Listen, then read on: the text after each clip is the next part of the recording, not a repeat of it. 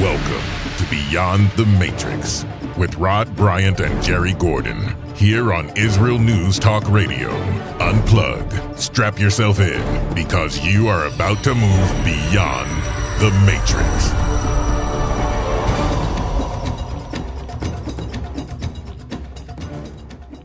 It is a great day to be alive on this earth. And it's a great day to have you in the audience listening to the show, or if you're on YouTube watching the show, we really appreciate you guys joining us.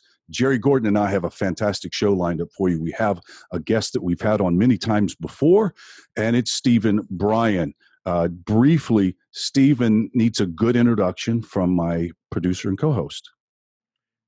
Stephen is a brilliant military technologist, a former deputy Secretary of Defense for Security and Technology, and he has thoughtfully expressed his views in his Asia Times columns.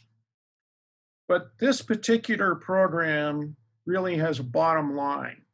It said that whoever did this amazing son of Stuxnet cyber sleeper attack on 6 facilities in Iran probably has set back their program somewhere between 2 to 5 years. That is whoever perpetrated it, right. Smart.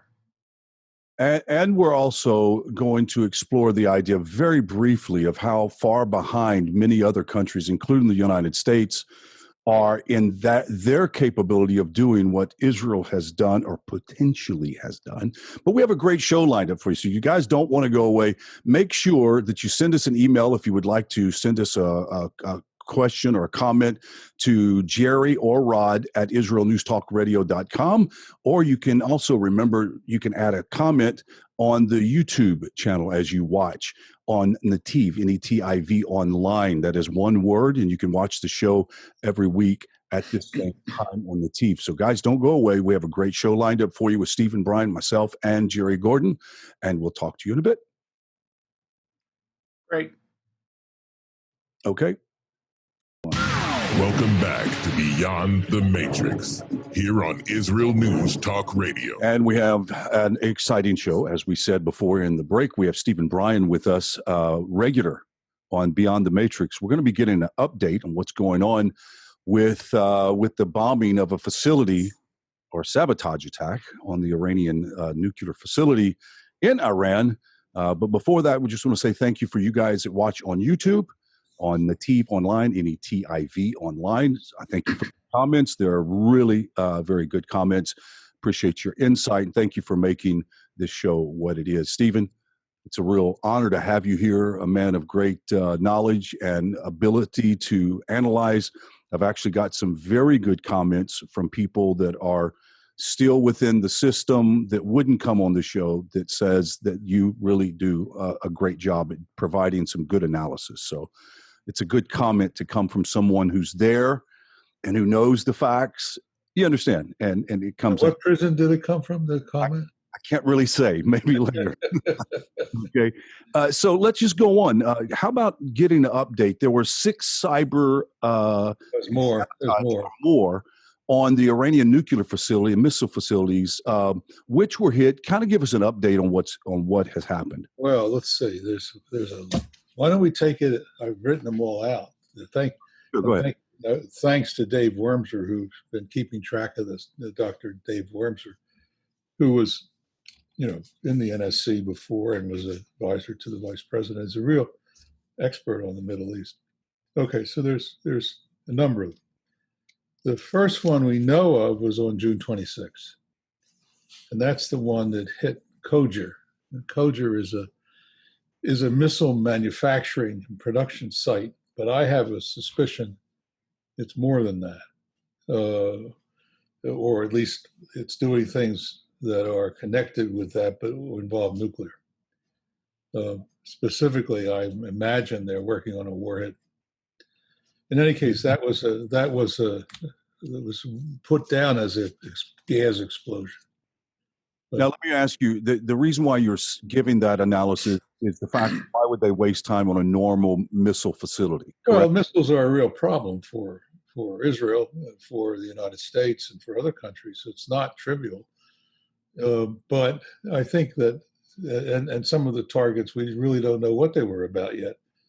But clearly, I think that if you're going to do it, and it's urgent that you do it, there must be something going on that would trigger that particular target. And I think the Israeli intelligence is extremely good on this stuff. I don't think there's much they don't know about. So they haven't shared it with me, but logic says there was something nuclear going on there. So, look, they could have done this at any time. Why now? Do you think that they had some intel that was saying that they were really close to providing something? No, I think part of this is the fact that the Iranians are in high gear to produce nuclear weapons now. They made no secret about it. They've been clear that's what they're doing.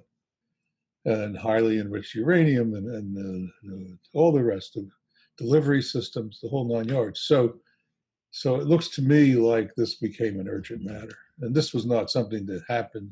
None of these things happened on the spur of the moment. We got to do something about this. Is a very elegant, sophisticated series of assaults. Let's call them assaults rather than attacks. We don't know yet a whole lot about how it was done. Yeah, that was going to be the next following question. Do we know exactly how it was laid out or how it happened? Oh, you want to hear about the others first, or you want to go to that? Absolutely. Go ahead, Steve. Right. Okay, so on the June 30th, which is a very important day in history because it's my birthday, there was a set of explosions underground underneath what's called the Sina Medical Center. Right. And that's in Tehran. Nobody knows exactly what was going on there either, but you don't bomb medical centers. So it's obviously what was underneath it that was all important. I don't know what they got down there. Probably, I would think, there's a nuclear command center down there. On July 2nd, an unknown opposition group called Panthers of the Nation, if there's such a thing, hit the Natanz nuclear center. And this is huge. This is huge. I mean, this is where Iran was developing its advanced centrifuges, manufacturing them, building the rotors for all its centrifuges. It's a major facility. 3/4, according to what we're reading today, 3/4 of it was destroyed, maybe more. Ooh, that's big. It's big. Yeah, it is a big operation. That was on the 2nd of July. On the 3rd of July, there was an enormous fire in Shiraz. Shiraz is a lovely town. I visited it before. No one knows exactly where, and no one knows what kind of facility it was, but everyone saw the fire. There it is. On July 4th, Independence Day, there was a fire in the southwest, mostly in Ahvaz, that destroyed a power plant. And around the same time, on the same day, another petrochemical plant blew up. So on the 7th, there was a powerful explosion that took out a warehouse or a factory south of Tehran. This is the same place, by the way, where the Israelis got the nuclear archives that they brought back to Israel. Interesting. Okay. So does that tell us anything? Probably. It probably tells us there's a lot of stuff going on right around there. So it's a hot number. So those are the main explosions, or whatever you want to call them, that have taken place. So we've got power plants, we have missile facilities, we have the centrifuge facility, we have the secret something or other buried underneath the ground in Tehran. We have a whole series. It's a very systematic. Whoever did this, and I put whoever up there, whoever did this was carrying out a systematic set of assaults with, the question is why? I think there are a couple of explanations. One of them is we can't forget that earlier the Iranians tried to disrupt, more than disrupt, but damage the Israeli water supply system. Right. They hit 6 facilities. Notice there's 6 facilities here. That's fairly interesting. They hit 6 facilities, and what they tried to do was to really, all water supplies use chlorine as a disinfectant, but in microscopic amounts. But they have tanks of chlorine, liquid chlorine. They released that. They tried to release that into the water supply. So if people drank that water or swam in that water, they would probably get very sick, if not die. So Israel regarded that as an existential kind of attack. So let me ask you, was that very successful, though? It was partially successful in the sense that these water supply systems had to be shut down. Some of the equipment was damaged badly. It was not successful in that the chlorine didn't get into the water supply. Now, were they ever able to make any arrest? Was it an inside paid job? What do you think was going on with that? There's been no arrests, as far as I know. I think it was an external job, not an inside job. Okay. I think the cyber defenses, if you want to call them that, at these water facilities was below grade, let's call it poor. And I think the water, this is very typical, though, not only in Israel, but it's typical in the United States. We have a very big critical infrastructure, water supply, food supply. Yeah, electrical too, yes. Electrical, petrochemical, it goes on and on. Transportation, the critical infrastructure is pretty big. Almost all of them depend on industrial controllers, which are commercial items. They're called SCADA systems, SCADA. And the SCADA systems are vulnerable to attack through electronic means. Jerry, you had something you wanted to ask?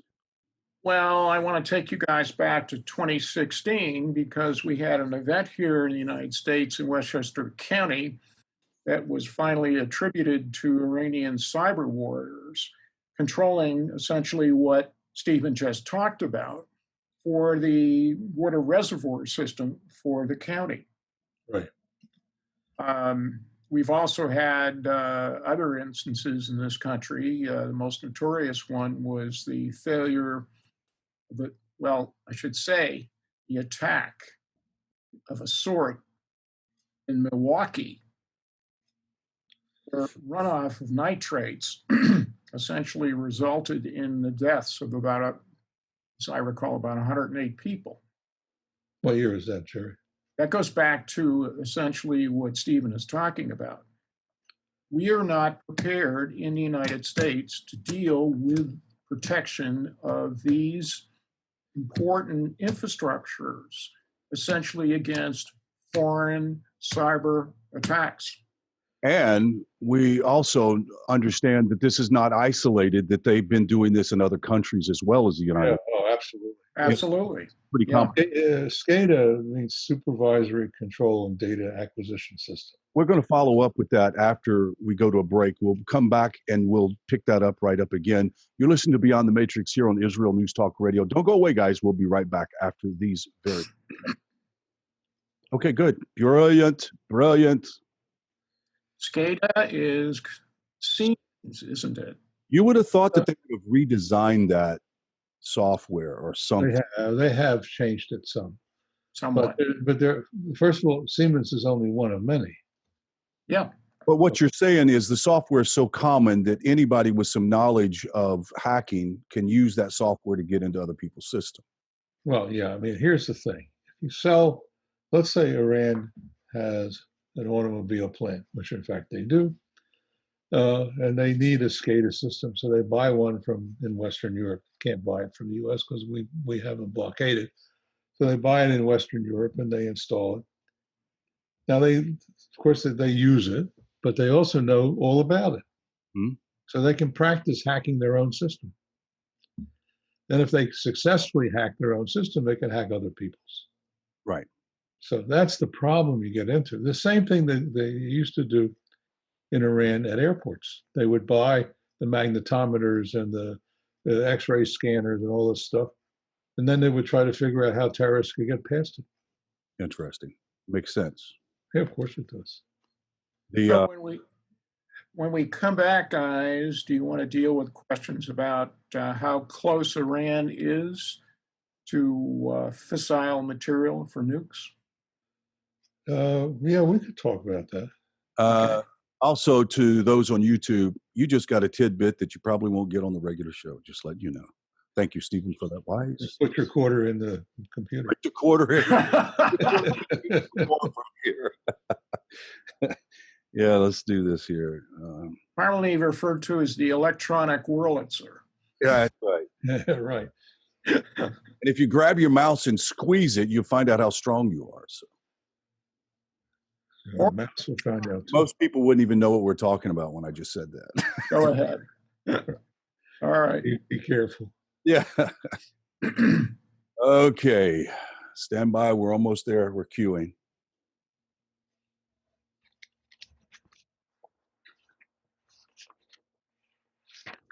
And that coffee might deserve another cup. I don't know. I'm telling you. Is it from someplace other than Starbucks?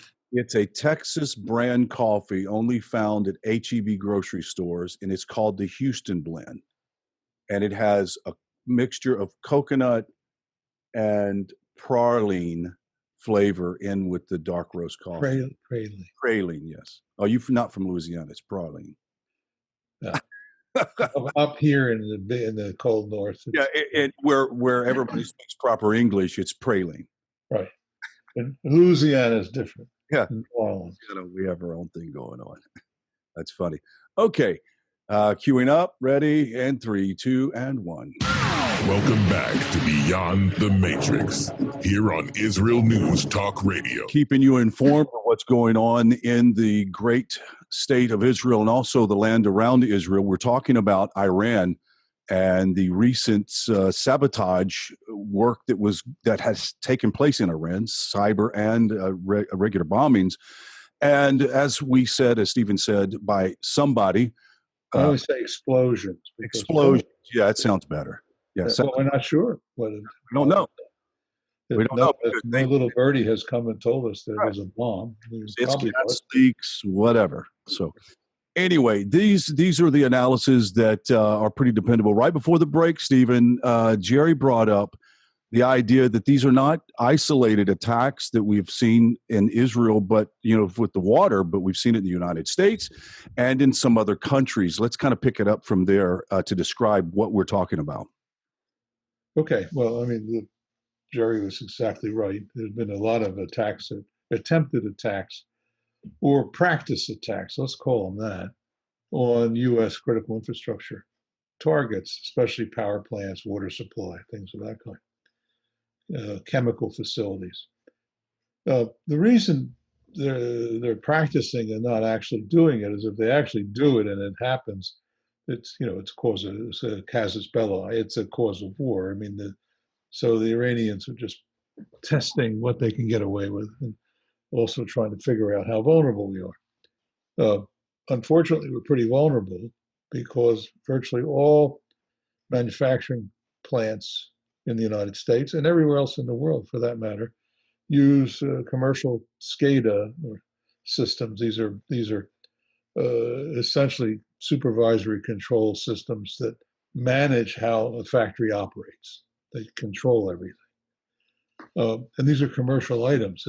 And so, if you can figure out how to hack them, and they're basically a computer with special programming, then you can actually stop a factory from operating, cause the factory to make mistakes. You can do all kinds of things that are dangerous. Steve, how close is Iran to producing enough fissile material for a couple of nukes? That's a very good question, and no one knows the answer exactly. I mean, they've been refining uranium, but at the low end of the scale. What I'm talking about, to have enriched uranium sufficient for an atomic weapon, which is what I think they're aiming at, you need 95 to 98% enriched uranium. Enriching uranium is a process that uses, there are different ways to do it, but if we talk about centrifuges, the first step is to get the lowest level of enrichment, which is 10 or 15%. And if you can get that done, then you can move to the next step, and then the next step. It's sort of a cascade of, and in fact, they call these centrifuge things cascades. Okay, so is it something like a distilling process? I mean, they're making it more concentrated? Is that what it is? Of course, it's different when you get to drink what you make. Yeah. But much more. Yes, it's a process of slowly extracting U-235 from the other compounds of uranium, largely U-238, but there are other parts in there too. And so this process takes a lot of steps. In World War II, when we first did it at Oak Ridge, we had a huge complex. And we didn't use centrifuges then. We used calutrons, which are essentially cyclotrons that spin the gas, and then they have scoopers that pick up the different fractions, and the highest fraction is the U-235, and that's the one they want to skim off. But you can't skim it off pure, so you skim off a little more of it than you would have had in the original. And then, you use a gas to feed those calutrons called uranium hexafluoride. Centrifuges work in a similar way. You have a sort of first level cascade of centrifuges, maybe 1,000 of them running all the time. And there, if you're lucky, you'll get 10 or 15%. And then you need even better centrifuges to do the next level. That's what the Natanz facility was supposed to be for, which was supposed to be to get that next level, get it above 20%, maybe even get it into weapons grade. So destroying it has dealt a very serious blow to the uranium program, and I'm not sure they have any fissile material right now. I was going to ask, I mean, obviously we know it's damaging, but if you could put a time frame, like how many years set back do you think that this damage could have done potentially to Iranians' research? Anywhere between 2 and 5 years, I would guess. Oh, well, it's buying a little time, because when we were talking about just a while back, them being a year off from being able to have a legitimate system. Well, and no one says you can't destroy the next one. Right, exactly. So, I mean, I mean, I think that's the game everyone's playing is how can we delay until maybe this regime will collapse. And then maybe a new government will come that will be a little more less dangerous, let's say, than the current one. Well, it's a brilliant idea, better than all-out war, total war, for sure. That's why you don't want attribution. Yeah, I think that Israel's been very careful for the most part, except for when they stole all those documents. But from the Iranians, but mostly they've been careful to have what we call plausible deniability. Mm-hmm. Well, who knows about that?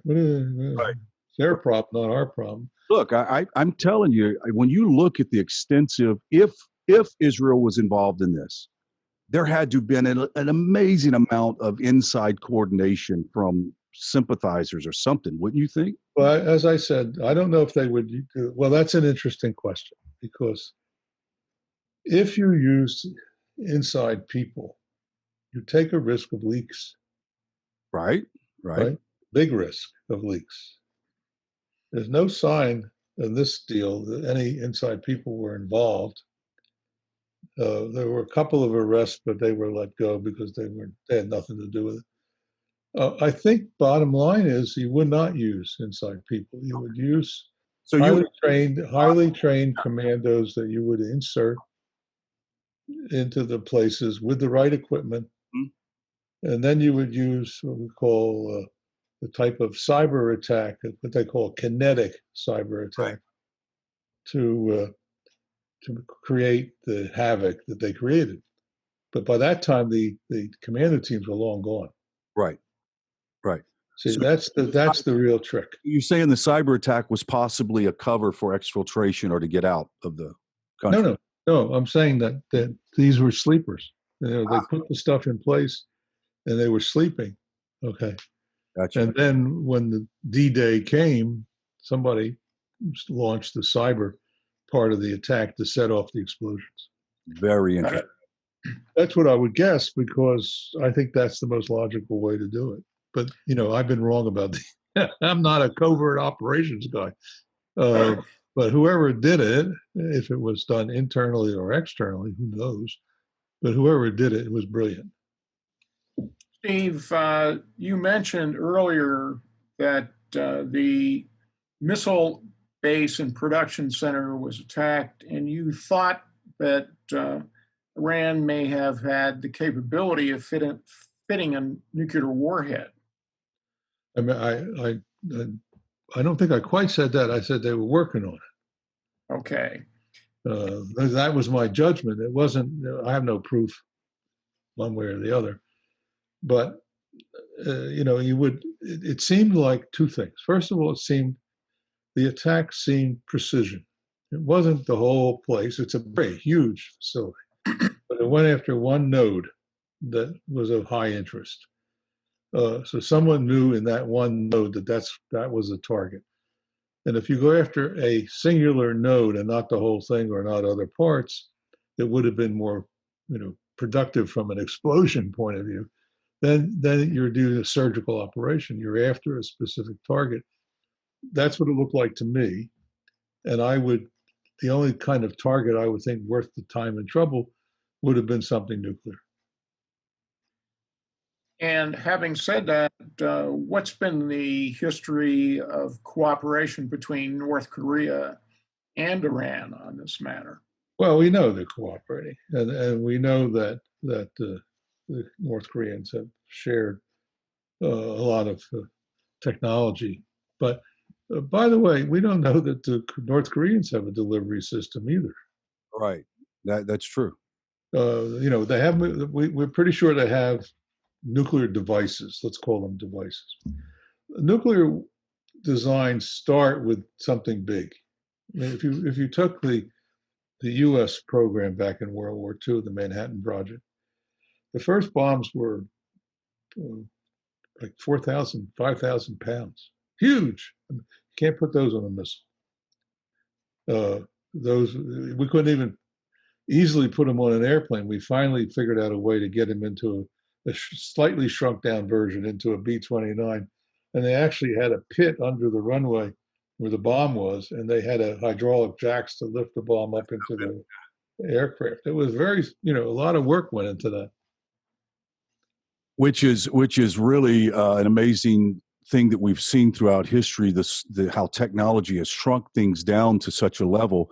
But we also realized that if we can obtain that, it wouldn't be long that if we didn't have a full embargo on Iran, that they would have full-blown capabilities of missile technology, et cetera, and to have a nuclear weapon to deliver. When we come back, I would like to sort of pick up on sort of the telltale footprint of Israeli involvement in the actual cyber attack. So when we get back, we'll pick that up. Guys, you listen to Beyond the Matrix here on Israel News Talk Radio. I'm Rod Bryant, along with Jerry Gordon and Stephen Bryen, our amazing guest that we have on with his intelligence and his analysis. So don't go away. We'll be right back after these messages. Okay, guys, stand by. So you want to address son of Stuxnet, Steve? Sure. And take our listeners back to 2010 and what Stuxnet was all about. Yep, you can do that. Interesting commentary about the code that was reflected on not only Jewish history in Persia, but also the assassination of a Jewish leader That's right. in Iran. That is absolutely right. I'm just looking for the quotes if I can find them. Hadassah. We're still waiting, so we got time. That's right. I have it. Israel News Talk Radio. Keeping you informed. Okay. Keeping me informed. That's good. You informed. You personally. Let's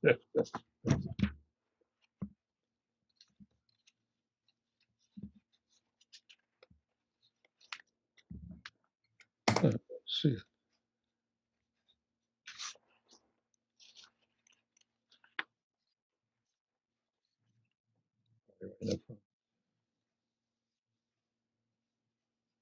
Yeah, I got it. I have found my note. Good man. Right. Good part I like. Yeah.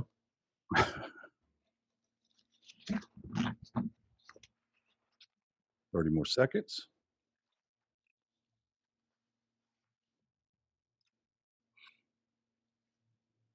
By the way, you guys watching on YouTube, make sure you do us a favor and share the video with your friends or on your Facebook page, etc., on social media. It really helps out the show and helps our audience grow by the leaps and bounds that we want it to grow. And then also leave your questions and comments on the chat section. And also, if you haven't subscribed, right there's a subscribe button. Hit subscribe, and you'll be able to see the show live. Okay, guys. Okay, go ahead. It's 3, 2, and 1. Welcome back to Beyond the Matrix, here on Israel News Talk Radio. We are back into the final leg of the show, and we really appreciate you listening to Beyond the Matrix. Stand by. We have a technical difficulty. Stand by. Okay, let's go back. Welcome back to Beyond the Matrix, here on Israel News Talk Radio. We are in the last final phase of the show, third segment, and we have Stephen Bryen with us. And Jerry, we've been discussing this cyber attack and the actual explosions in Iran and how it's tied to Israel. Before I went to the break, I had asked Jerry to discuss the code that was used, the Stuxnet codes used by and what sort of telltale sign was Israel involved in the development of this code? Well, that was a lead on Steve's article in Asia Time. He said this may have been son of Stuxnet.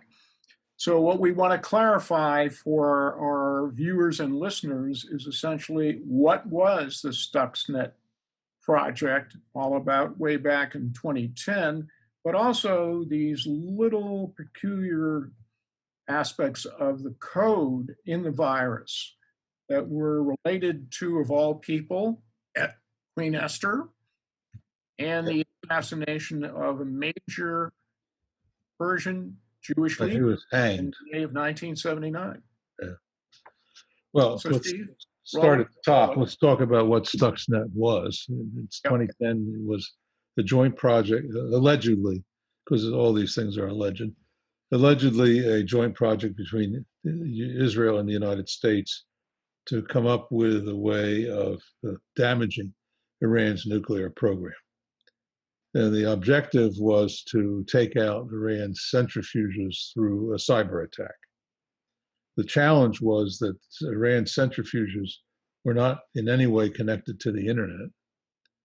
So somehow the virus or worm, as this thing was actually a worm, had to be imported into the facility. So somebody unknowingly was used to carry it in, and it spread through Bluetooth. So that should tell you a little bit about how safe your computers are. But anyway, Stuxnet was what it did was it impacted both the industrial controller, which was a Siemens PC7 Step 7 controller, industrial controller SCADA system, And it also hit the programmable control system, which was another set of software and hardware came from Finland, but was manufactured. Both of them were manufactured under license in Tehran. So Stuxnet was designed to spin these centrifuges out of control, so they would break down, and it was fairly successful. Fairly successful. Some say about 25% of the centrifuges at the time were damaged beyond repair. Who knows what the real number is?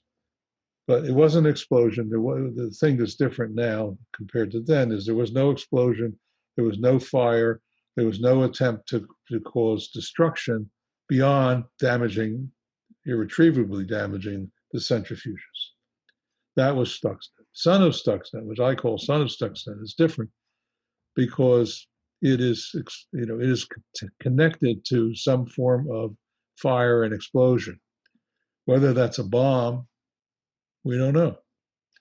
But my guess is it is. How the bomb got put in there, I don't know. Somebody took it in. How'd they do that? It's a very sophisticated operation. You asked about what code was in the original Stuxnet, which is sort of interesting. There was a lot of exploitation of the Stuxnet worm by Western companies who were trying to figure out how this thing worked. It was first of all, it was an encrypted software, so it was very hard to even penetrate it. But it was penetrated, and two things that popped out was the use of the term myrtus, M-Y-R-T-U-S, in English, myrtus, which actually refers to myrtle, and that's the Hebrew word for that. Another word is Hadassah, and Hadassah is Queen Esther. So that was one kind of giveaway. So somebody was having fun in Israel on that one. And the second was a number, 1979-0509, one single number, which was supposedly a number to stop the process from continuing. It actually referred to May 9th, 1979, which was the date in which Habib el-Ghanian, an Iranian or Persian Jew, was executed in Tehran because he was objecting to the regime. And when that happened, the Jews left. They started leaving him, and because he was a very prominent citizen in the Jewish community, a very prominent member of the Jewish community, and Jews were afraid, so they left. At some level, he was a gatekeeper for the community, wasn't he? Yes, absolutely. So it was a tragedy, but I think that the homage to him in Stuxnet was on purpose.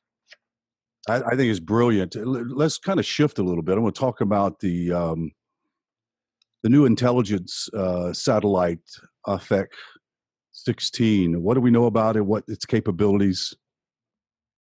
Well, it's a follow-on to the existing one that they have, but it's got more refined cameras and sensors. It has multiple sensors. I mean, look, the Israelis are looking for any signs of test explosions.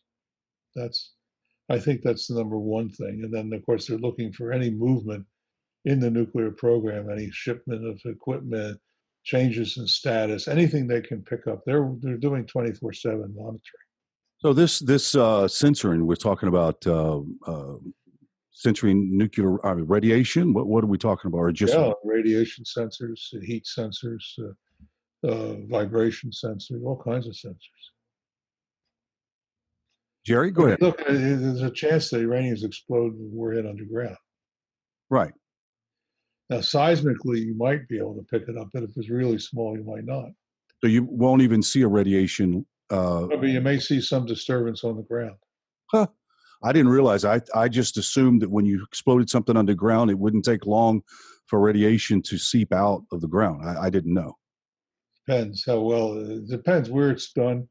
If it's down deep in a salt mine, where there's a strong cap, it may not leak radiation right away.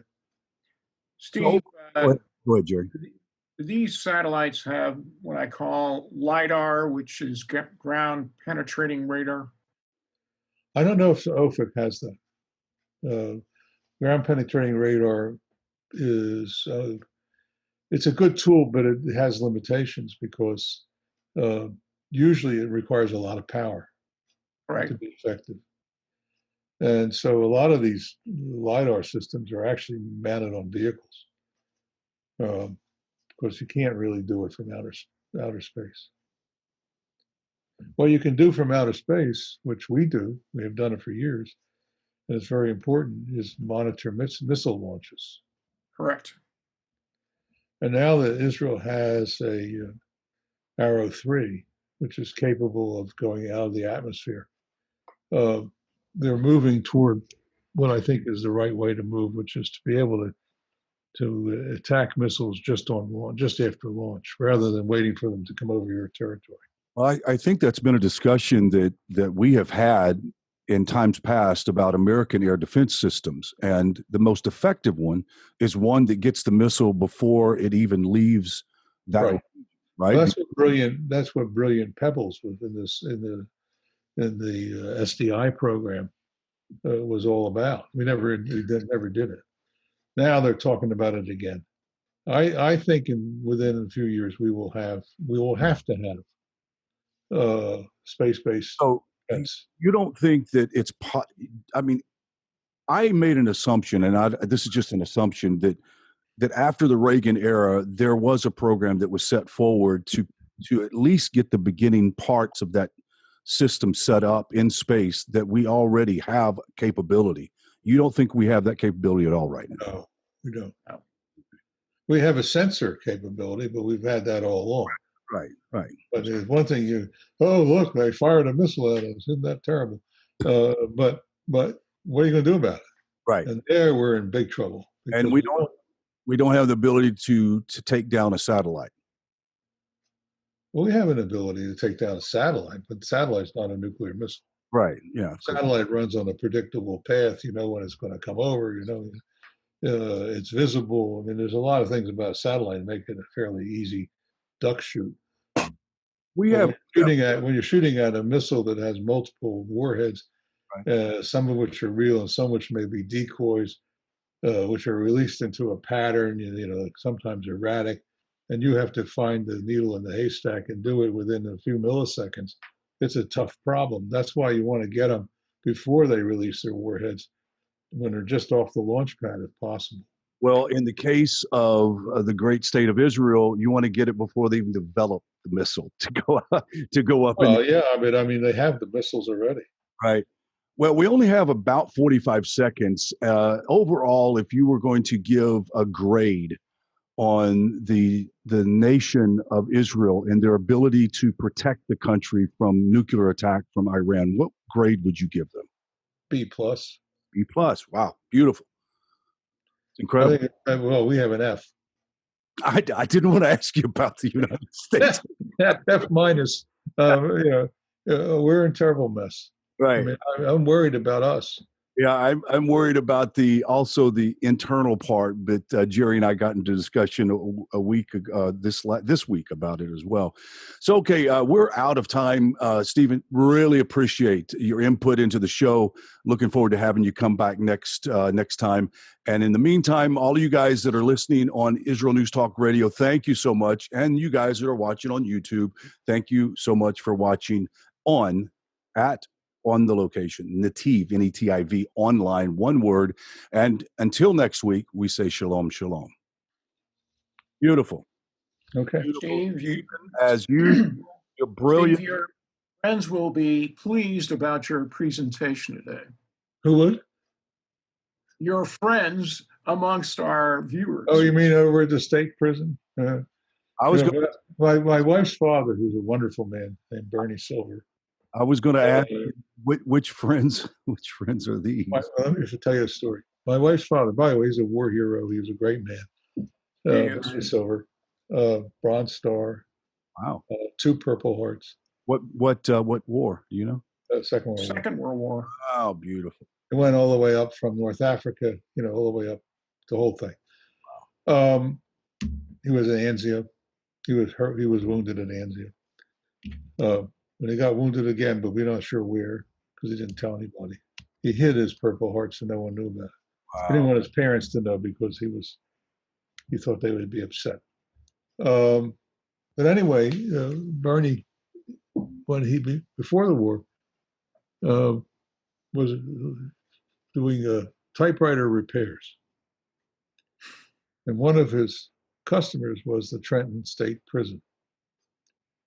So Bernie would come to dinner and he would usually start, when I was at Trenton State Prison.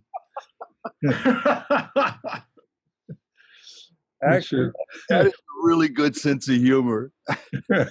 Look, I have a friend of mine. You know, a lot of people want to leave at that point. Oh my God, a criminal in our midst. A very close friend of mine worked for the federal system, prison system in Houston, right? And he said he was in the food court, and one day he met the children and his wife in the food court after work. And his daughter says, "Daddy, I'm so glad that you're not in jail anymore."